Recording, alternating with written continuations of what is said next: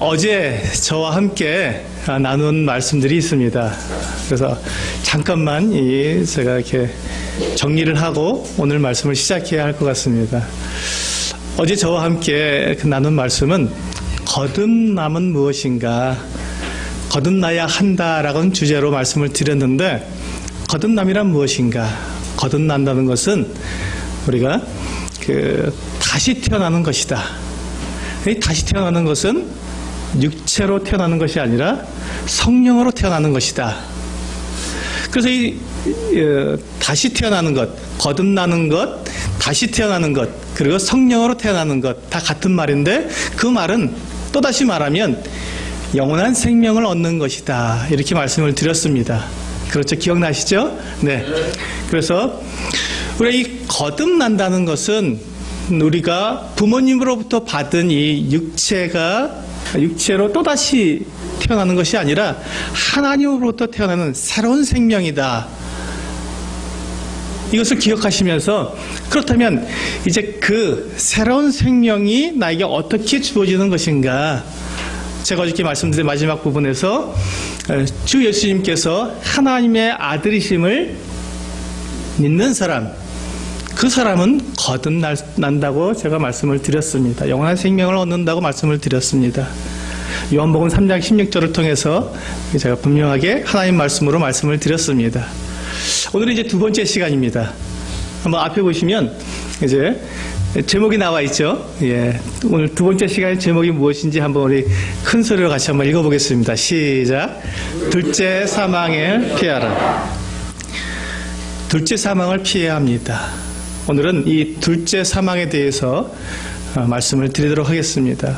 우리가 어제 태어나는 것에 대해서, 거듭 태어나는 것, 두 번째 태어나는 것에 대해서 말씀드렸으니까, 이제 오늘은 죽음에 대해서 말씀을 드리겠습니다. 나는 태어난 날이 있으면 죽는 날도 있죠.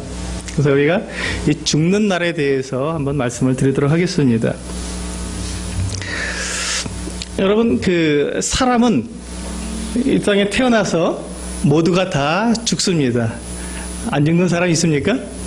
없습니다. 우리는 모두가 다 죽는다는 것을 알고 있고 또 보고 있습니다. 근데 왜 사람들이 왜 죽는 것일까요? 사람이 왜 죽을까요? 예, 때로는 우리가 생각할 때 병들어 죽습니다. 그리고 나이가 들어서 진이 다해서 죽습니다.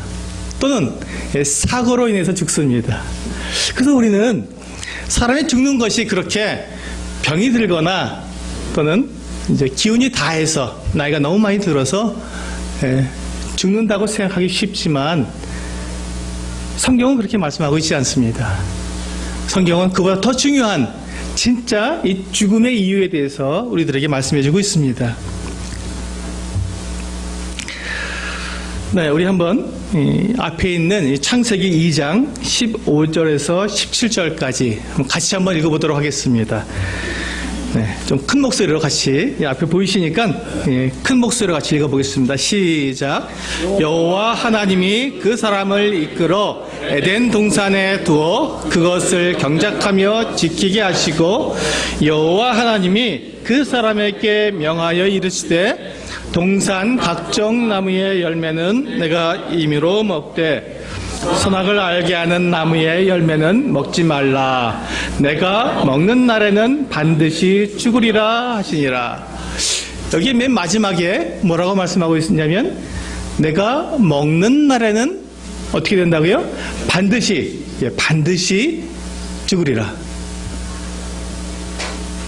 그러니까 하나님께서 먹지 말라고 하셨는데 그 말씀을 어기고 그것을 먹게 된다면, 즉 하나님의 말씀을 어기고 하나님의 말씀에 불순종해서 죄를 짓게 된다면 반드시 죽는다고 말씀하셨습니다. 이것을 요약하면, 죄를 지으면 죽어야 한다, 이렇게 요약이 될 수 있습니다. 그래서 이걸 이렇게 요약하면 이와 같은 말로 요약이 될 수 있습니다. 자, 내가 먹는 날에는 반드시 죽으리라 하시니라 하는 이 말씀을 요약하면, 밑에 뭐라고 되어 있습니까? 같이 읽어보실까요? 시작. 죄와 사망의 법. 하나님께서 사람을 만들어 놓으시고 이 세상을 창조하시고 사람을 만들어 놓으시고 사람들에게 주신 첫 번째 법입니다. 하나님이 사람에게 주신 첫 번째 법, 제 하나님의 법 1조 1항이 죄와 사망의 법입니다. 죄를 지으면 죽어야 한다. 이것이 하나님의 법 1조 1항입니다. 자, 우리가 이 부분에 대해서 이제 왜 이것이 중요하냐면, 하나님의 법에서 1조 1항이 왜 중요합니까? 우리 대한민국의 법을 한번 생각해 보시기 바랍니다. 대한민국의 헌법 1조 1항이 무엇인지 아십니까? 네, 제가 보여드리겠습니다. 자, 읽어보시겠습니다. 시작. 대한민국은 민주공화국이다. 대한민국의 모든 권력은 국민으로부터 나온다. 이게 우리 대한민국 헌법 1조 1항입니다. 그래서 이게 왜 중요하냐면요, 이 헌법 1조 1항에 의해서 우리 대한민국에 만들어진 모든 법이 이 기초 위에 세워집니다. 그래서 만약에 우리가 어떤 법을 만들었는데, 필요에 의해서 법을 만들었는데 이 법에 위배가 된다든지 이 법과 맞지 않으면 그 법은 불법입니다. 잘못 만들어진 법입니다. 그래서 어떻게 합니까?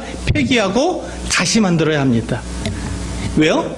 이것이 1조 1항이기 때문에, 가장 근본이 되는 법이기 때문에 이 법을 무시하고 다른 법을 세울 수가 없습니다.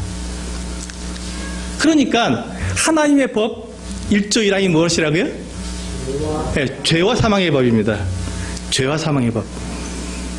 우리가 죄를 지으면 반드시 죽어야 한다. 이것이 하나님의 법 1조 1항. 그러니까 이 법에 의해서 하나님의 율법이 다 만들어졌고, 지금 우리가 살고 있는 이 삶의 법도 바로 여기에 관련이 되어 있습니다. 우리가 지금 모든 나라에서 법이 있지 않습니까? 그 모든 나라의 법을 가만히 한번 생각해 보십시오. 어떤 사람이 죄를 지으면 그 죄에 대한 무엇을 받습니까? 벌을 받죠. 근데 그 죄가 너무 크면 그 사람에게 벌이 더 커지고 결국 어떤 나라에서는 사형을 언도합니다. 왜 그렇죠? 죄를 지었기 때문에 그에 대해서 죽어야 한다는 이 하나님의 법을 그대로 우리가 살고 있는 이 세상 가운데 그대로 적용이 되는 것입니다.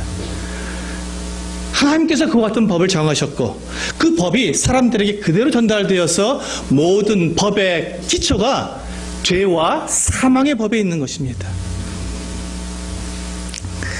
그렇다면 한번 우리 생각해 보시기 바랍니다. 모든 사람이 죽는다. 왜 죽는다고요? 죄를 지어서 죽는다.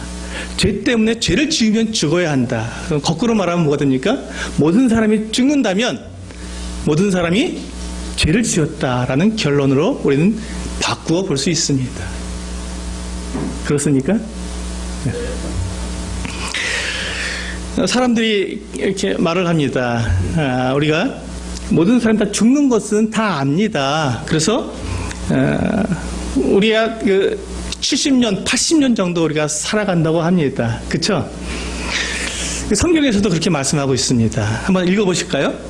시작. 우리의 연수가 70이요 강건하면 80이라도 그 연수의 자랑은 수고와 슬픔뿐이요 신속히 가니 우리가 날아가나이다. 우리 대한민국의 남자와 여자의 평균 수명이 몇 세인지 아십니까? 네, 여자는 83세이고 남자는 76세입니다. 그러니까 7, 80세가 되면 대부분 죽는다는 것이 사실이죠. 이 세상의 모든 사람들이 다 이렇게 죽는다는 것입니다. 이 사람이 죽는다는 것은 그 사람이 죄를 지었다. 하나님의 이 법 1조 1항에 걸렸기 때문에 죄를 지으면 죽어야 한다는 이 법에 걸렸기 때문에 모든 사람들이 다 죽게 됩니다.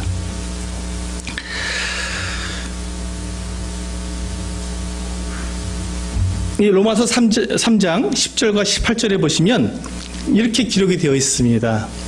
제가 읽어드리겠습니다. 기록된 바 의인은 없나니 하나도 없으며 깨닫는 자도 없고 하나님을 찾는 자도 없고 다 치우쳐 함께 무익하게 되고 선을 행하는 자는 없나니 하나도 없도다. 그들의 목구멍은 열린 무덤이요 그 혀로는 속임을 일삼으며 그 입술에는 독사의 독이 있고 그 입에는 저주와 악독이 가득하고. 사람들의 이 삶의 모습을 하나님께서는 이와 같이 말씀하셨습니다. 의인은 없다. 하나도 없다. 그리고 모든 사람들이 다 치우쳤고 다 무익하게 되고 선을 행하는 사람이 없다라고 말씀하셨습니다. 어떤 분들은 저에게 이렇게 말을 합니다. 그래도 어린아이들은 그래도 죄를 짓지 않았으니까 그 지금 말씀하시는 것이 맞지 않지 않습니까? 어린아이가 무슨 죄가 있습니까? 죄를 짓지 않았는데 그들은 왜 죽습니까? 라고 묻습니다. 여러분 정말로 어린아이들이 죄를 짓지 않을까요? 고민해 보셔야 됩니다. 생각해 보셔야 됩니다. 어린아이들이 막 태어난 아이가 죄를 짓지 않을까요? 한번 생각해 보십시오. 그 아이가 죄를 짓는 방법을 모를까요? 아니면 몰라서 못하는 걸까요? 아니면 그가 죄를 짓는 방법을 알면서도 그가 죄를 안 지을까요? 막 태어난 아이가. 여러분 아이들이요 태어나서 2살이 되면 말을 하기 시작합니다. 그런데 말을 하기 시작하면 아이들이 하는 말에 대부분이 어떤 말인지 아십니까? 내꺼 많이 이렇게 말을 합니다. 말을 막 시작할 때. 그리고 아이가 이제 그때부터 아이가 자기 물건을 다른 아이가 만지면 어떻게 하는지 아십니까? 밀어버립니다. 그리고 때립니다. 내 걸 왜 만지냐는 것이죠. 아이가 그걸 배우기 시작한 것이죠. 그리고 그 아이가 조금 더 크면 어떻게 되는지 아십니까? 말을 좀 하기 시작하면 어떻게 되냐면 이제 자기 입장에 따라서 말을 만들어냅니다. 자기가 해로운 일이 있으면 싹 말을 바꾸어서 자기에게 유리하게 말을 하기 시작합니다. 이걸 우리가 뭐라고 말하죠? 거짓말이라고 말합니다. 예, 아이들이 4살이 되면 거짓말을 하기 시작합니다. 왜 그렇죠? 아이들의 그 속에 있는 그 죄가 이렇게 하는 거구나, 이렇게 써먹는 거구나 하는 그 방법을 알았기 때문에 그 아이가 이렇게 하는 것이죠. 그 아이 속에 죄가 없는데 죄를 배워서 하는 것이 아니라 그 아이의 속에 있는 죄가 이렇게 하는 그 방법을 배웠기 때문에 그 죄를 그대로 드러내는 것입니다. 여러분 모태 속에 들어있는 어머니 뱃속에 들어있는 아이들이 죄를 지을까요? 안 지을까요? 짓습니다. 놀랍게도 짓습니다. 쌍둥이가 모태에 있을 때 두 아이가 행복하게 지낼까요? 하면 서로 싸울까요? 싸웁니다. 이게 물론 이제 같이 사랑스럽게 서로 껴안고 있는 그런 쌍둥이도 있지만 그게 늘 그런 것이 아니라 다른 아이가 나에게 불편하게 자리를 차지하게 될 때는요 밀고 짜증내고 화를 냅니다. 뱃속에서요. 왜 그렇죠? 누구한테 그걸 배웠을까요? 그것은 배운 것이 아니라 그 아이 속에 있는 죄가 그대로 드러난 것입니다. 쌍둥이가 이게 제가 쌍둥이를 말씀드리는 이유는 그게 분명하게 드러나기 때문에 말씀드린 것이고 그 쌍둥이가 아닐지라도 그 아이가 뱃속에 있을 때 엄마가 아이에 대해서 불안하게 느끼거나 환경이 좋지 않을 때 아이는 짜증내고 인상이 찌그러지고 발로 찹니다. 왜 그럴까요? 그것이 그 아이의 안에 있는 죄를 드러내는 방법입니다. 그 아이가 어머니 뱃속에서 거짓말하는 방법을 모르지 않습니까? 그러니까 우리가 볼 때는 아이가 아무 죄가 없는 것처럼 보여요. 하지만 그 아이의 마음속에 있는 그 속에 들어있는 죄는 그렇게 드러나는 것입니다. 그 아이가 죄를 표현하는 방법은 그것이지요. 아이가 죽는 이유가 무엇이라고요? 죄 때문에 죽는 것입니다. 하나님의 이 법 제1조 1항 죄와 사망의 법에 의해서 사람이 죽는 것입니다. 사람들이 얼마나 악한 일을 하는지 한번 보시겠습니다. 13절에 보면 그들의 목구멍은 열린 무덤이요 그 혀로는 속임을 일삼으며 그 입술에는 독사의 독이 있고 그 입에는 저주와 악독이 가득하다. 우리의 삶을 한번 돌아보시기 바랍니다. 우리 주변에 있는 사람들이 하는 말을 한번 생각해 보시기 바랍니다. 그들의 말 속에 이러한 것들이 있는지. 제가 한 번은 지하철에서 몇 년 전, 아주 오래전입니다. 한 10년도 넘었을 일일 것 같습니다. 지하철을 타고 가는데, 한 중학생쯤 돼 보이는 여학생들이 한 5명인가 있는데, 그 아이들이 지하철에서 대화하는 내용을 옆에 섰기 때문에 그냥 듣게 되었습니다. 그런데 말에, 연결하는, 그러니까, 뭐 이런 말을 빼놓고는 다 욕이었습니다. 여러분 경험하시죠? 네. 종종 지금도 역시 그런 일들을 종종 들으실 수 있을 것입니다. 그러니까 내가 말이야 이런 말을 빼놓고는 모든 말이 다 정말 욕이었습니다. 그 아이들이 정말 예쁘고 사랑스러운 그 중학생 정도 되는 그 여학생들이 그 입에서 나오는 모든 말이 다 욕이었다니까요. 끔찍한 욕들, 특히 거북한 욕들. 왜 그럴까요? 그들 안에 있는 바로 이 죄 때문에. 그들의 목구멍은 열린 무덤이요 그 혀로는 속임을 일삼으며 그 입술에는 독사의 독이 있고 그 입에는 저주와 악독이 가득하다고 말씀하신 그대로입니다. 근데 비단 그 어린 여학생들만, 중학생 그 여학생들만 그렇게 살까요? 아니면 우리도 그렇게 살까요? 우리도 마찬가지입니다. 우리도 마찬가지죠. 그 다음에 우리들의 삶은 어떤가 한번 보겠습니다.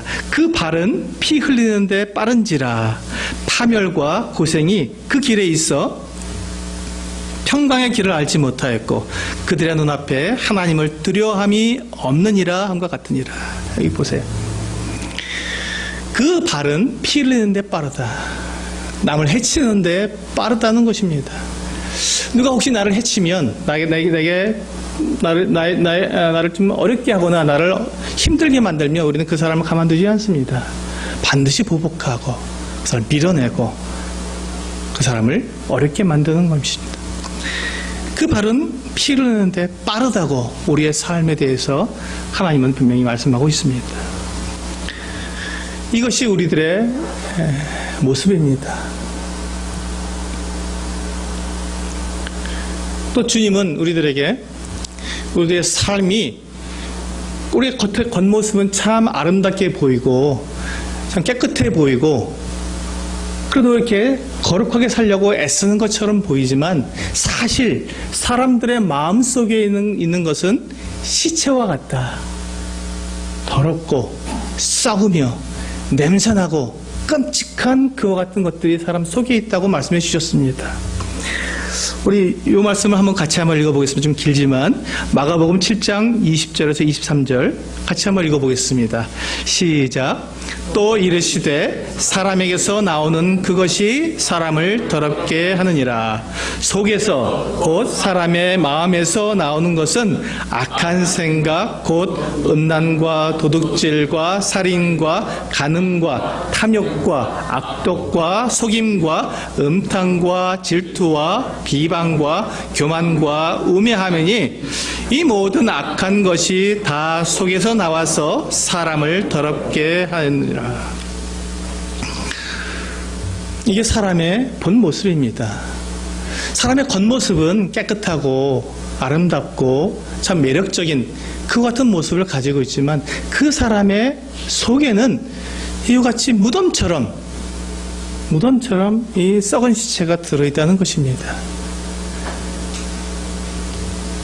그래서 하나님은 모든 사람들이 다 죽는다고 말씀하신 것입니다.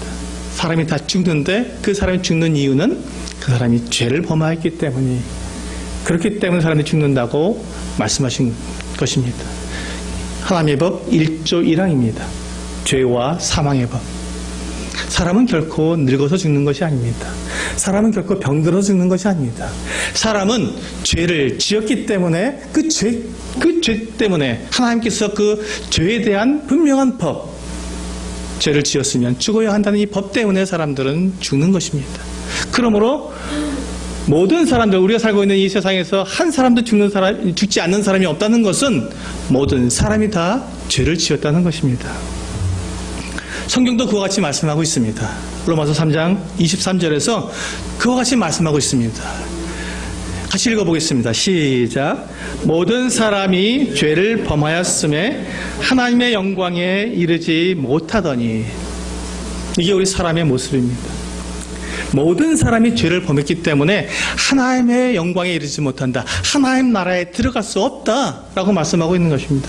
그러니까 지금 우리가 가지고 있는 이 육체, 우리가 가지고 있는 이 첫 생명, 어제 제가 거듭나야 한다, 새 생명을 받아야 된다라고 말씀드렸는데, 그 새로운 생명이 아니라 처음 우리가 부모님께로부터 받은 이 육체가 가지고 있는 이 옛 생명, 이 생명은 이와 같이 죄를 지었기 때문에 그건 죽어야 한다는 것입니다. 이 생명 가지고는 하나님께 갈 수 없다는 것입니다. 그래서 우리는 거듭나야 합니다. 새 생명을 우리는 받아야 합니다. 성령에 주시는 성령으로 말미암아서 우리가 거듭나야 한다는 것입니다.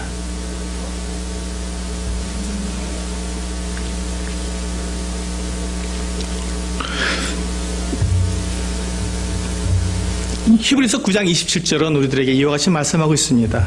한 번 죽는 것은 사람에게 정해진 것이요 그 후에는 심판이 있으리니. 우리 사람들이 지금 죄 때문에 우리는 죽게 되는데, 많은 사람들이 죽으면 그만이라고 생각합니다. 죽으면 그만이지 라고 생각하지만, 죽음 이후에 아무것도 없는 것이 아니라 하나님은 분명히 말씀하셨습니다. 그 후에는 심판이 있다고 말씀하셨습니다. 여러분 중에 혹시 나는 죽으면 끝난다고 생각합니다 라고 말씀하시는 분들도 있을 것입니다.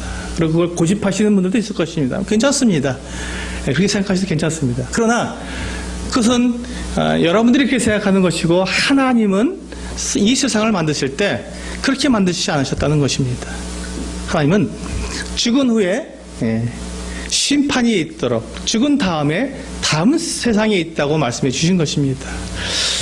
전도서 3장 11절에서는 이와 같이 말씀하고 있습니다. 하나님 모든 것을 지으시되 때를 따라 아름답게 하셨고 또 사람들에게는 영원을 사모하는 마음을 주셨느니라. 하나님께서 사람을 만드실 때요, 하나님을 닮게 만드셨습니다. 하나님을 닮게, 하나님처럼. 그래서 하나님께서 사람과 교제를 나누시고 사람과 사귐을 나누기 위해서 사람을 창조하셨는데, 사람을 만드실 때 하나님을 닮게 만드셨는데, 그래야 하나님과 교제할 수 있으니까요. 닮아야 같이 이야기할 수 있으니까요. 근데 사람이 하나님을 닮은 것 중에 중요한 것 한 가지가 뭐냐면, 이 영원을 사모하는 마음을 주셨다는 것입니다. 영원히 사는 것이었습니다.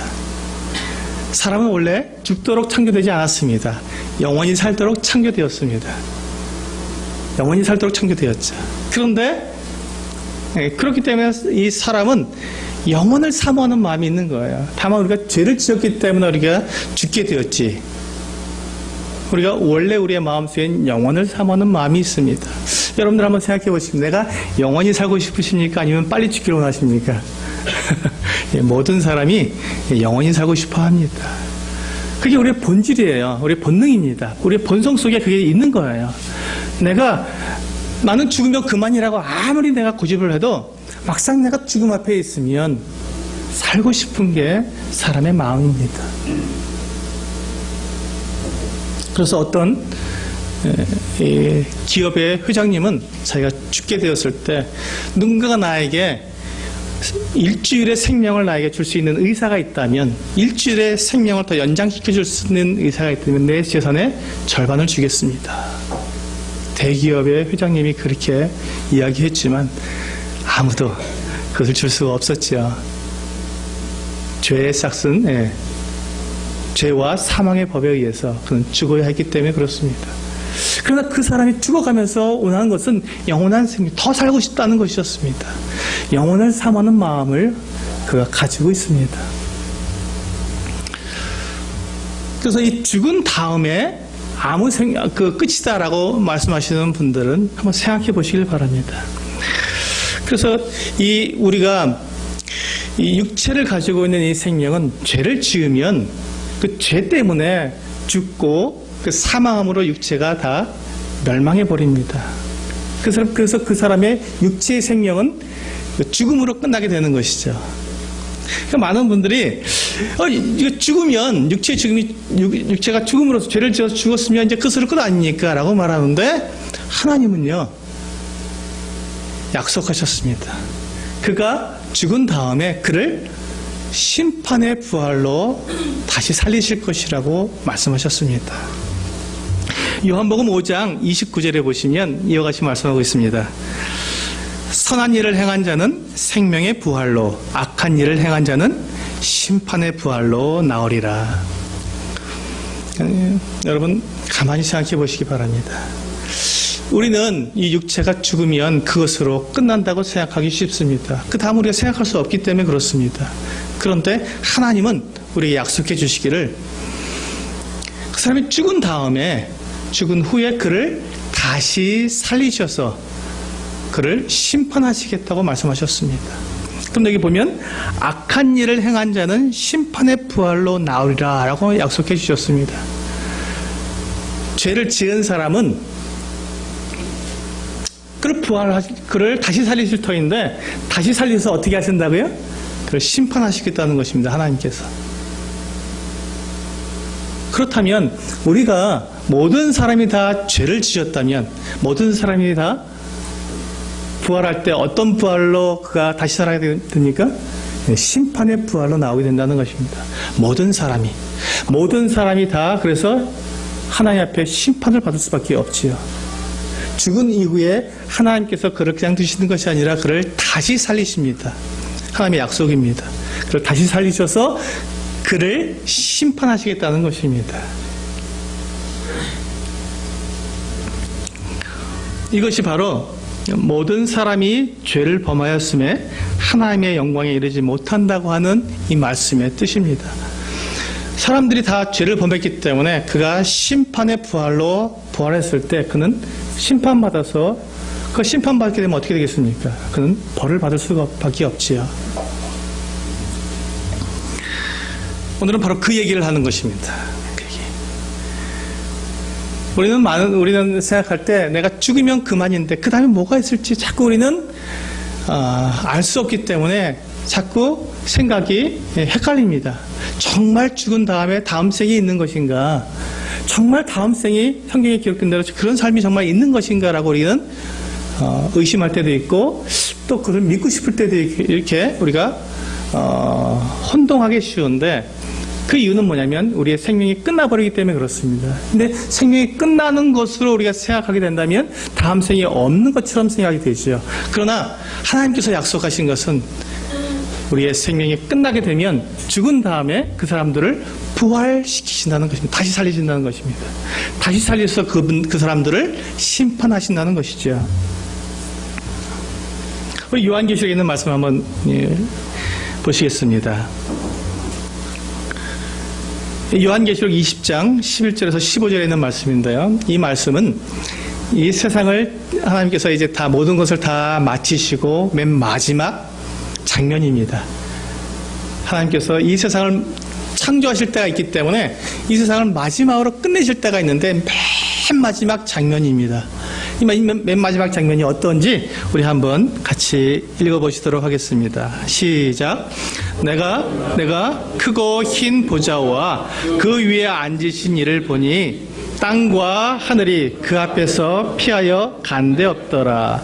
또 내가 보니 죽은 자들이 큰 자나 작은 자나 그 보좌 앞에 서 있는데 책들이 펴 있고 또 다른 책이 펴졌으니 곧 생명책이라. 죽은 자들이 자기 행위를 따라 책들에 기록된 대로 심판을 받으니. 자, 여기 보시면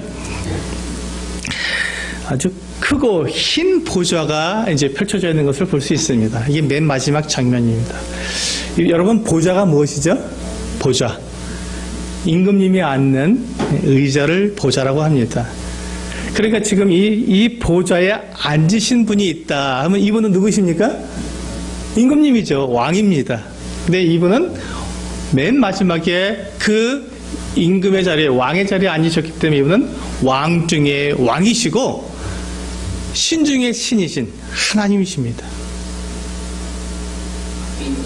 이 하나님께서 이 왕의 자리에 앉으셨습니다. 이 왕의 자리에 앉았다는 것은 무슨 뜻이냐면 왕이 재판을 한다는 의미가 있습니다. 그래서 이 지금 크고 흰 보좌에 이 하나님이 앉으셨다라는 말은 이제 하나님께서 마지막 재판을 하겠다라는 말씀입니다. 마지막 재판을 하겠다. 그런데 하나님께서 그 맨 마지막 재판 자리에 앉으셨는데 가만히 보니까 땅과 하늘이 그 앞에서 피하여 간데 없더라 이렇게 되어 있습니다. 이게 무슨 말일까요? 하나님께서 심판하실 때 땅도, 우리가 지금 살고 있는 이 땅도 그리고 하늘도 다 도망쳐 버린다는 것입니다. 왜 그럴까요? 땅도 하늘도 죄로 물들었기 때문에 그렇습니다. 땅도 하늘도 죄 때문에 죄가 그 안에서 이루어졌고, 땅에서는 사람이 범죄를 했고 하늘에서는요 천사가 범죄를 했습니다. 하나님을 배반해서 사탄이 되었죠. 그래서 땅과 하늘이 이 거룩하신 하나님 앞에 그들이 죄를 가지고 있기 때문에 그 앞에 서지 못하고 다 피하여 간 데가 없습니다.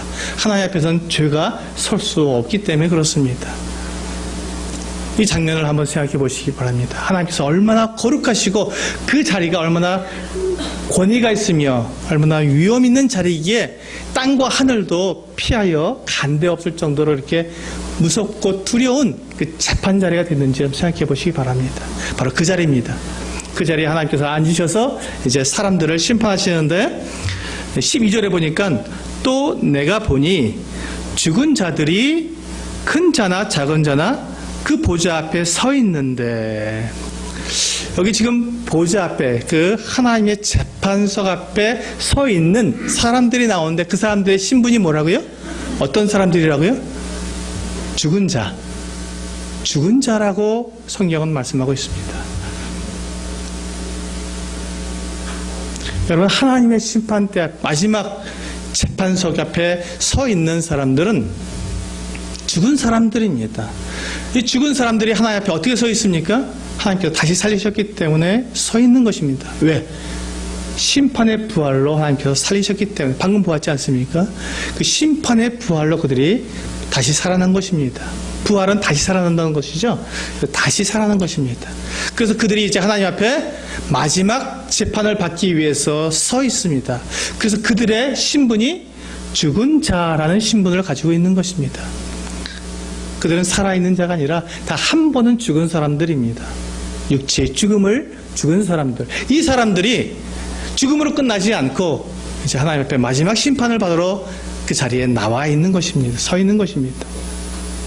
그런데 그 마지막 재판에서 재판하는 그 기준이 있습니다. 하나님께서는 공의롭고 의로우신 분이시기 때문에 하나님은 그냥 아무렇게나 심판하시는 것이 아니라 하나님은 거룩하시고 공의로우시기 때문에 공의라는 것은 누가 볼 때에도 다 옳습니다라고 말할 수밖에 없다는 것이죠. 공의라는 것은 그 누가 말해도 그것이 옳습니다. 그 말이 옳습니다. 그 재판이 옳습니다라고 말하는 것을 공의라고 말합니다. 그러니까 하나님께서 어떤 사람을 재판하실 때 하나님께 재판하신 그것은 그 누가 보더라도 다 하나님 옳습니다라고 밖에 말할 수 없도록 하나님은 재판하신다는 것입니다. 지금 여기서 하나님께서 사람들을 재판하시는데 그 공의롭게 모든 사람이 다 옳습니다라고 고백할 수밖에 없도록 재판하시는 그 방법이 뭐냐면 그 보좌 앞에 책들이 펴 있다는 것입니다. 한쪽에 여러 책들이 펴 있습니다. 책들이 덮여 있는 게 아니라 열려 있습니다. 누가 볼 수 있도록 열려 있습니다. 그리고 또 한쪽에 한 권의 책이 또 펴 있습니다. 그것도 책이 열려 있죠. 누가 볼 수 있도록. 두 종류의 책이 열려 있습니다. 그리고 다른 책은 생명책이라고 말을 했습니다. 한 권의 책은. 그리고 여러 권에 있는 책들이 있는데 죽은 자들입니다. 한 번 죽었던 사람이 다시 부활해서 하나님께 살리셔서 심판에 지금 부활로 나와서 심판을 받는데, 이 죽은 자들이 자기 행위를 따라 책들에 기록된 대로 심판을 받으니, 이렇게 말씀하고 있습니다. 하나님께서 사람들을 심판하실 때 그 사람이 행한 모든 것들을 다 기록해 놓은 책에 의해서 그 사람이 한 행위대로, 그 사람이 무슨 말을 했는지, 무슨 행동을 했는지, 어떻게 살았는지를 정확하게 기록해 놓은 그대로를 통해서 그 사람을 재판하신다는 것입니다. 여러분, 그게 그런 일이 어떻게 가능합니까? 라고 말하는 사람들이 있습니다. 정말 그럴까요? 제가 한번 이렇게 아주 굉장히 위험한 순간을 제가 딱 만나게 됐어요. 차가 갑자기 빡 달려와서 깜짝 놀라서 피할 때 제 머릿속에서 순간적으로 이렇게 주마등이라 그러죠? 말을 타고 착 지나가들 때 확 스쳐 지나가는 것처럼 제 머릿속에서 제가 어렸을 때부터 했던 그런 행동들이 확 지나갑니다. 그리고 또 어느 날 제가 막 이렇게 뭔가 이렇게 가만히 골똘히 생각하고 있을 때, 그때 제가 잊고 있었던, 과거에 있었던 제가 했던 행동들이 확 생각나면서 선명하게, 내가 그렇게 했었지, 그때라는 것이 생각날 때가 있었습니다. 여러분, 우리의 이 작은 머리에도요, 우리의 평생을 살아오면서 내가 했던 말과 행동들이 다 저장이 되어 있습니다. 사라진 것이 아닙니다. 다만 우리가 그것을 잊고 있을 뿐이지 그 기록은 남아 있습니다. 정확히 내 머릿속에도. 그런데 하나님께서 여러분들이 한 행동들을 다 기록해 놓으시는 것이 불가능할까요? 그렇지 않다는 것입니다. 하나님은 정확하게 말씀하고 있습니다. 책들이 펴 있다고 말씀하셨습니다. 누구나 보고 맞아 하고 내가 그렇게 했었지 하고 이야기할 정도로 공개적으로 그 사람의 행동이 정확하게 기록되어 있는 기록을 가지고 계시고, 그 기록을 가지고 하나님께서는 그 사람을 재판하신다는 것입니다. 그러니까 그 재판은 공의로운 재판이죠.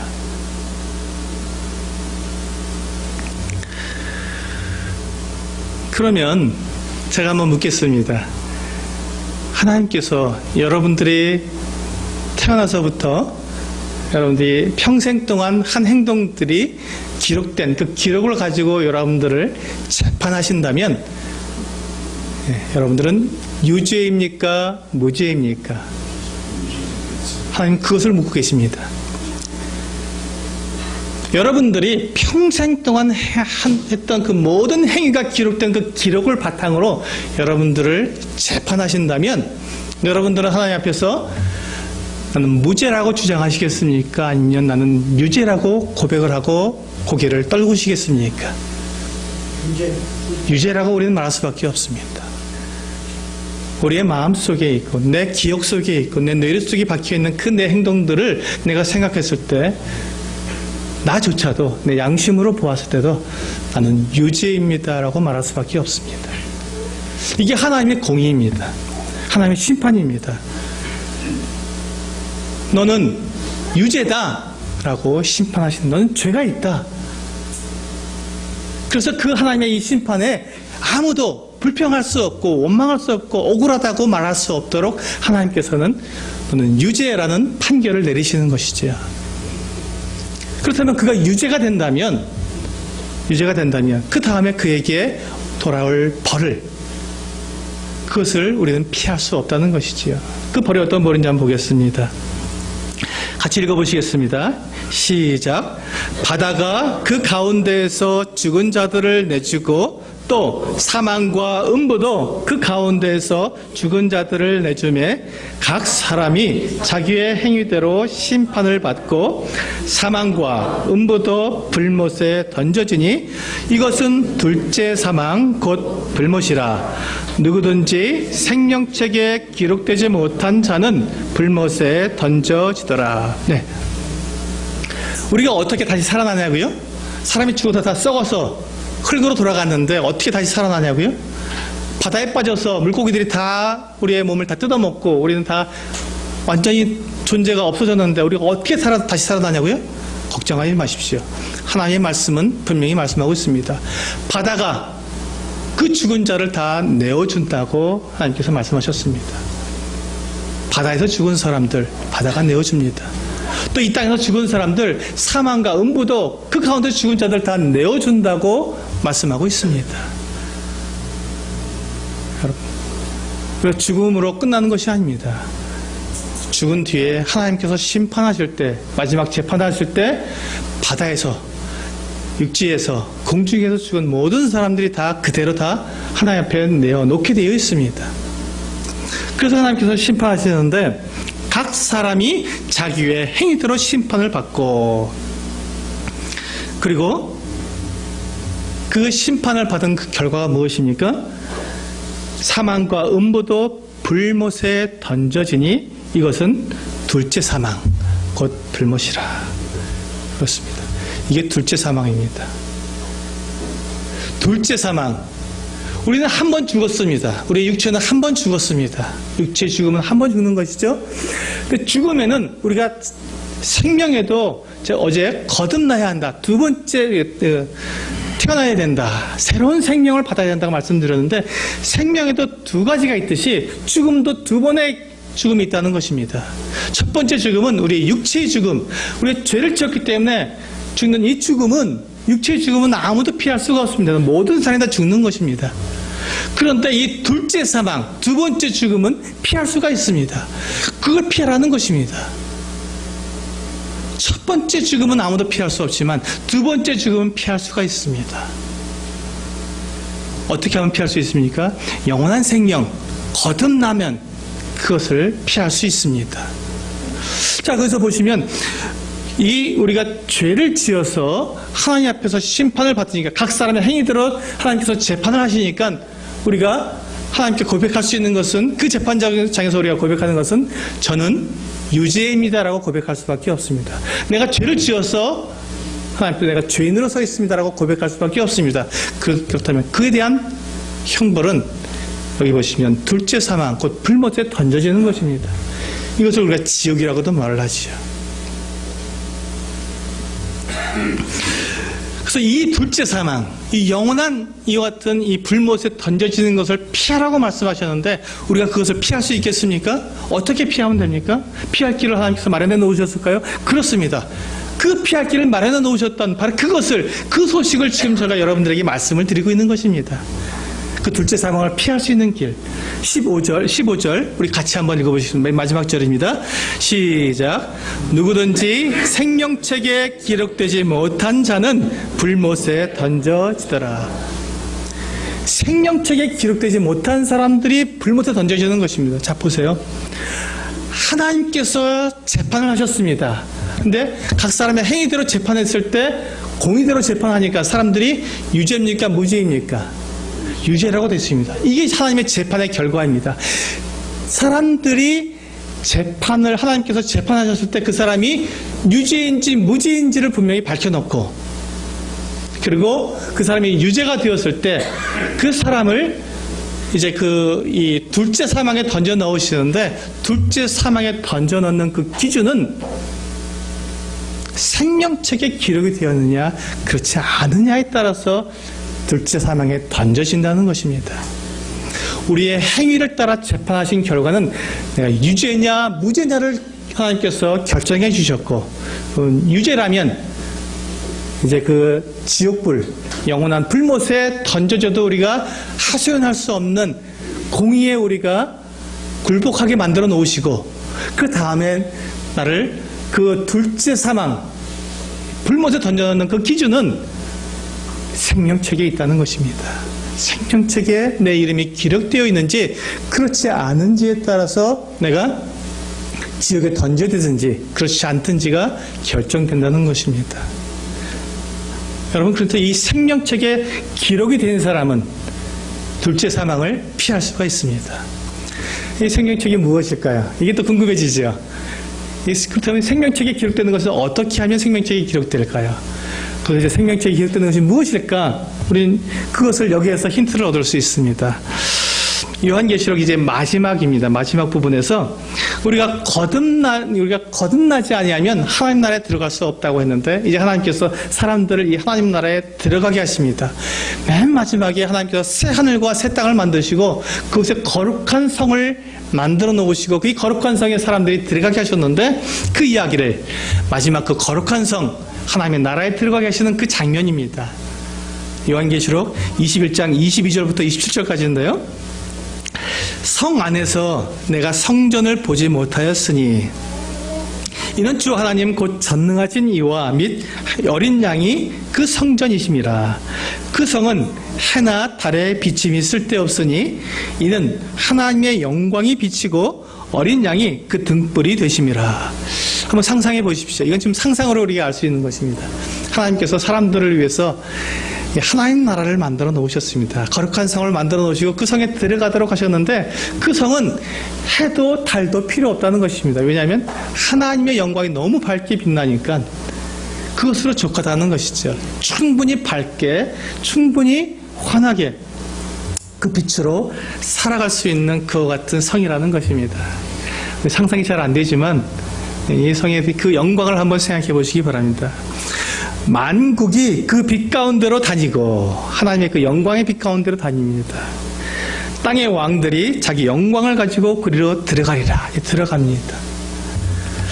낮에 성문들을 도무지 닫지 아니하리니 거기에는 밤이 없음이라. 하나님이 너무 밝게 빛나시기 때문에 밤이 없는 것이죠.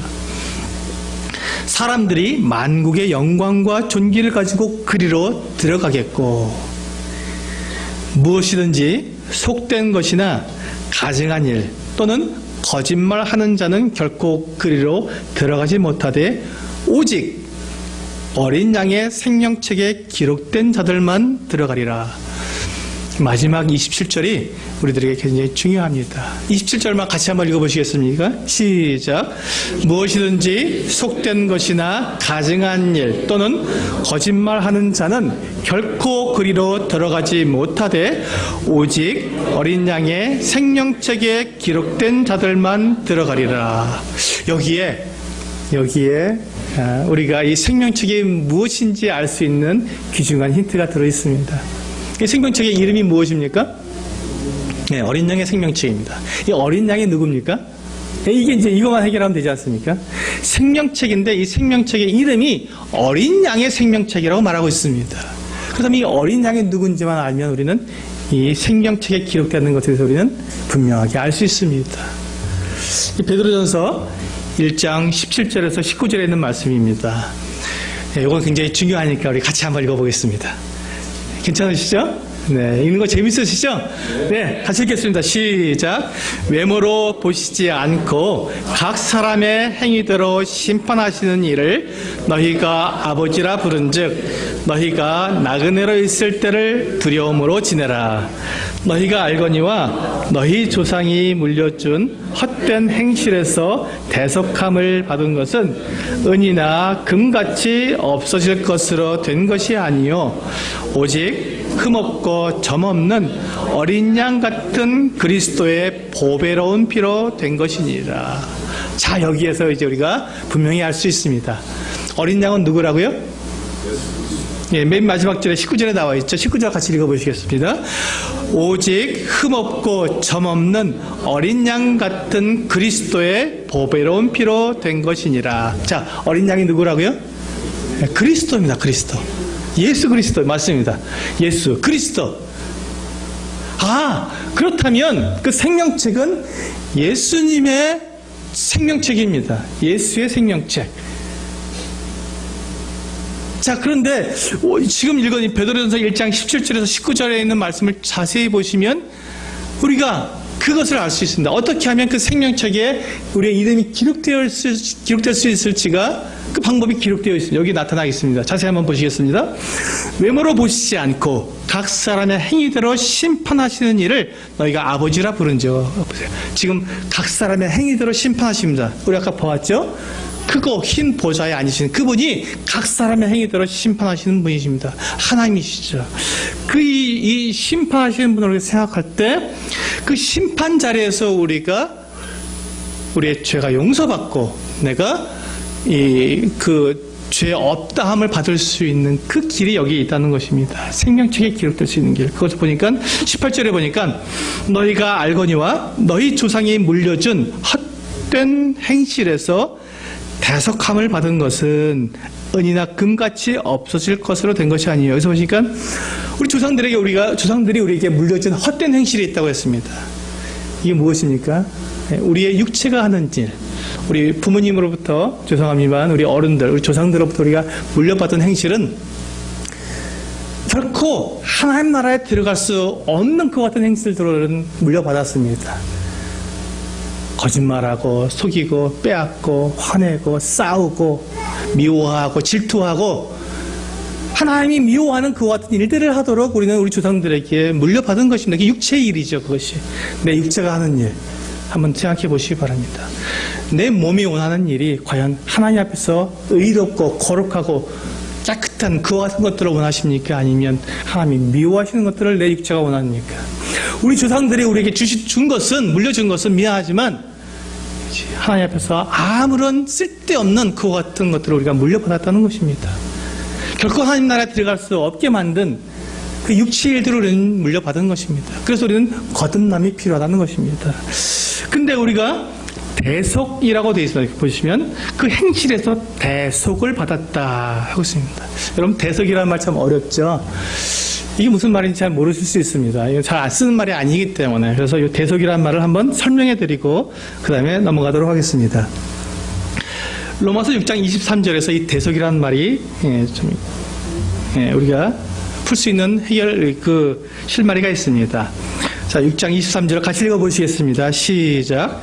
죄의 싹은 사망이요 하나님의 은사는 그리스도 예수 우리 주 안에 있는 영생이니라. 여기 보시면 맨 위에 뭐라고 되어 있습니까? 죄의 삭은 사망이다. 죄의 값은, 죄를 지었으면 그 값은, 죄를 갚으려면 죽어야 한다라고 되어 있습니다. 죄를 갚는 길은 죽는 길밖에 없다. 사망이라고 말씀하고 있습니다. 그리고 이걸 잘 기억하시기 바랍니다. 그 두 번째, 레위기 17장 11절에서 이와 같이 또 말씀하고 있습니다. 같이 읽어보시겠습니다. 시작. 육체의 생명은 피에 있음이라. 내가 이 피를 너희에게 주어 제단에 뿌려 너희의 생명을 위하여 속죄하게 하였나니 생명이 피에 있으므로 피가 죄를 속하느니라. 자, 여기 보시면 이 대속이라는 말은 대신 갚는다라는 말입니다. 대신 갚아준다. 그런데 이 육체의 생명은 피에 있기 때문에 내가 이 피를 너희에게 주어서 제단에 뿌려서 너희의 생명을 위하여 속죄하게 했다. 그래서 생명으로, 다른 생명으로 대신 그 죄값을 갚는 것, 그것을 대속이라고 말을 합니다. 대신해서 갚았다. 그러니까 우리가 죄를 지으면 죄값으로 죽어야 하는데 누군가가 대신 죽어주는 것을 대속이라고 말을 하는 것이죠. 그래서 우리 다시 한번 베드로전서 말씀으로 다시 돌아왔습니다. 여기 보시면 너희가 알거니와 18절입니다. 너희가 알거니와 너희 조상이 물려준 헛된 행실에서 우리가 대속, 누군가가 대신 나에게 값을 치러주어서 내 죄가 다 용서받은 것은 은이나 금같이 없어질 것으로 된 것이 아니요. 마지막 19절, 오직 흠없고 점없는 어린 양 같은 그리스도의 보배로운 피로 된 것이니라. 우리의 모든 죄가 다 용서될 수 있는, 죄값을 다 갚을 수 있는 것은 예수 그리스도께서 흘리신 피를 흘렸다는 말은 죽었다는 말입니다. 예수님의 그 죽음이 우리의 죄를 다 갚았다는 것입니다. 대신 갚았다는 것입니다. 그래서 이 대신 갚은 예수님의 피 때문에 우리가 예수님의 그 어린 양의 생명책에 우리의 이름이 기록될 수 있게 된 것입니다.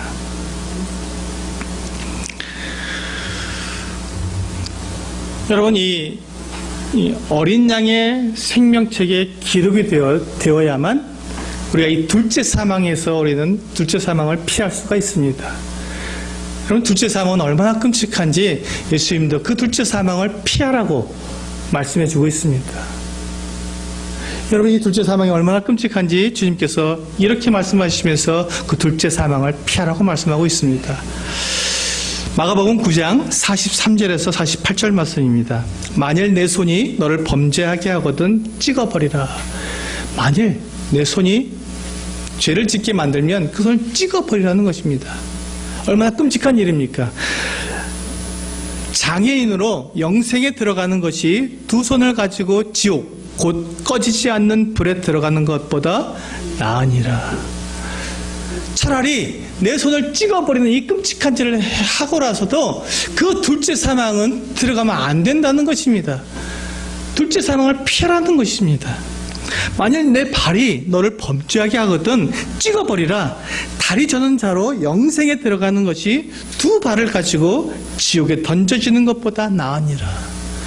차라리 다리를 절고서라도 둘째 사망은 피해야 한다는 것입니다. 왜냐하면요, 그리고 만일 내 눈이 너를 범죄하게 하거든 빼어버리라.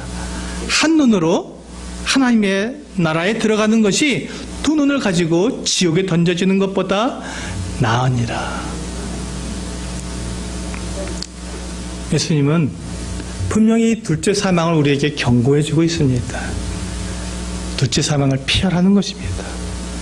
손을 찍어버리고서라도, 다리를 잘라버리고서라도, 눈을 빼버리고서라도 이 둘째 사망을 피해야 한다고 말씀하고 있는 것입니다. 48절에 거기에서는 구더기도 죽지 않고 불도 꺼지지 아니하느니라. 그 둘째 사망, 그 불못의 끔찍함을 예수님은 이와 같이 표현하고 있습니다. 그곳에서는 구더기도 죽지 않는다. 구더기 같은 그 하찮은 같은 벌레도 우리가 그냥 발로 밟으면 죽어버리는 그 같은 구더기도 그곳에는 죽지 않는다는 것입니다. 그리고 그 불이 꺼지지 않는다는 건 영원히 불타는 곳이라는 것입니다.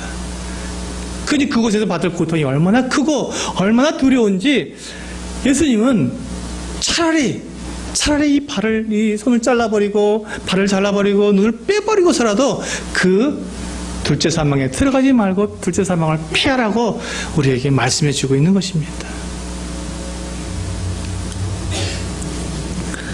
한번 정리해 보겠습니다. 둘째 사망을 피하는 법이 무엇입니까? 어떻게 하면 우리가 둘째 사망을 피할 수 있다고요? 그것은 어린 양의 생명책에 기록이 되는 겁니다. 어린 양의 생명책에 기록이 된다는 것, 그 방법밖에 우리가 이 둘째 사망을 피할 수 있는 방법이 없습니다.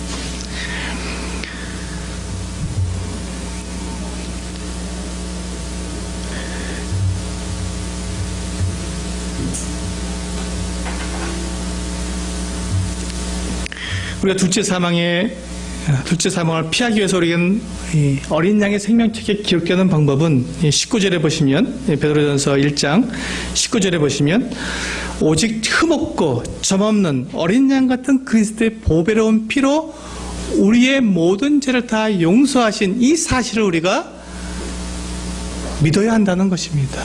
그 마지막 믿는 이 내용을 믿는 것을 하나님께서는 이와 같이 우리에게 약속해 주고 있습니다. 우리 같이 읽어보도록 하겠습니다. 시작. 영접하는 자, 곧 그 이름을 믿는 자들에게는 하나님이 자녀가 되는 권세를 주셨으니 이는 혈통으로 하나 육정으로 하나 사람의 뜻으로 나지 아니하고 오직 하나님께로부터 난 자들이니라. 여기에 우리가 자세히 살펴볼 내용이 있습니다. 우리가 어린 양의 그 생명책에 기록된다는 것은 하나님의 자녀로 태어나서 그 호적에 기록된다는 말과 같은 말입니다. 이 생명책은요, 구약 성경에서 호적을 말하는 것입니다.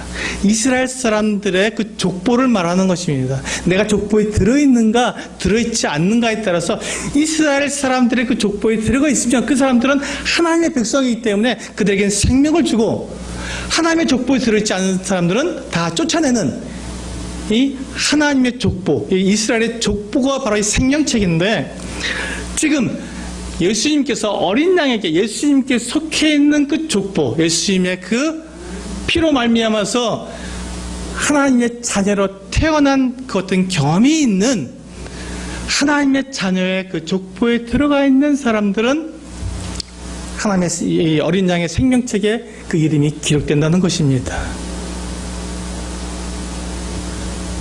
이 어린 양의 하나님의 자녀로 태어나는 방법이 뭐라고 기록되어 있습니까? 같이 한번 읽어보시죠. 시작. 영접하는 자, 곧 그 이름을 믿는 자들에게는 하나님의 자녀가 되는 권세를 주셨으니. 예. 하나님의 자녀가 되는 권세를 어떻게 우리가 얻게 된다고 했습니까? 영접하면.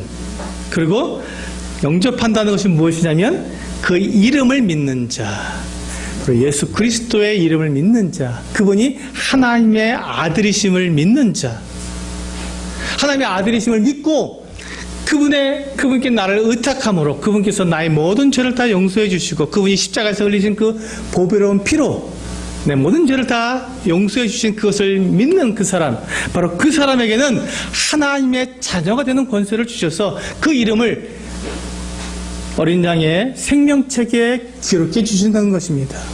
그 어린 양의 생명책에 기록된 그 사람은 둘째 사망에 들어가지 않습니다. 그것이 하나님의 약속입니다. 하나님의 마지막 약속. 그것은 어린 양의 생명책에 기록된 사람은 둘째 사망에 들어가지 않는다는 것입니다. 여러분 그것을 믿을 수 있겠습니까? 그것을 믿으십니까? 네. 하나님께서 우리에게 약속해 주신 이 약속, 그것은 어린 양의 생명책에 기록된 사람은 둘째 사망에 들어가지 않는다. 네, 오늘 이번 시간은 여기까지 말씀드리고 다음 시간엔 이제 예수님을 믿는다는 것, 그것이 무엇인지 제가 여기까지 말씀을 드렸고요. 이제 예수님을 믿어야 한다는 것까지 말씀을 드렸고, 다음 시간엔 예수님을 믿는다는 것이 무엇인지에 대해서 분명하게 말씀을 드리도록 하겠습니다. 감사합니다.